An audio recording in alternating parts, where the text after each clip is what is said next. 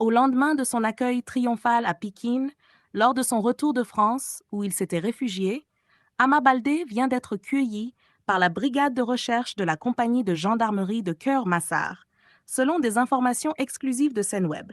Le lutteur a été arrêté dans le cadre d'une délégation judiciaire émise par le juge d'instruction du premier cabinet près le tribunal de grande instance de Pikine-Guédiawaye.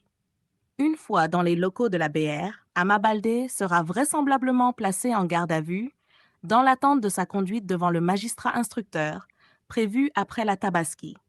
Les faits remontent au mois de mai 2025, où le nommé Julot, neveu du lutteur Amadou Baldé dit Ama, avait été cité dans une affaire d'agression. D'après la plainte de la victime, sa moto et sa chaîne lui avaient été dérobées. C'est dans ce contexte que les policiers du commissariat d'arrondissement de Pikine s'étaient rendus au domicile de la famille Baldé afin de remettre une convocation au suspect Julot, surpris en train de fumer du chanvre indien dans le salon. Ama Baldé et son frère aîné, Paté Baldé, s'étaient opposés à l'interpellation de leur neveu.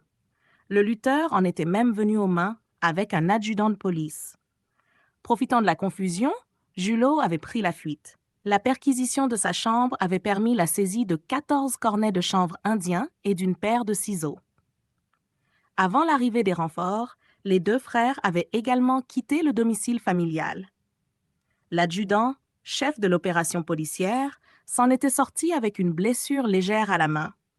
Un certificat médical avait attesté une incapacité temporaire de travail de 7 jours.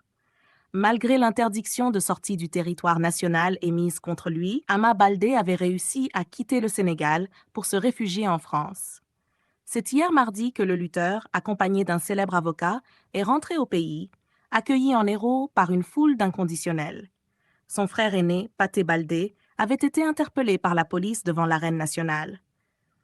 Le procureur Saliou Dicko avait alors sollicité l'ouverture d'une information judiciaire.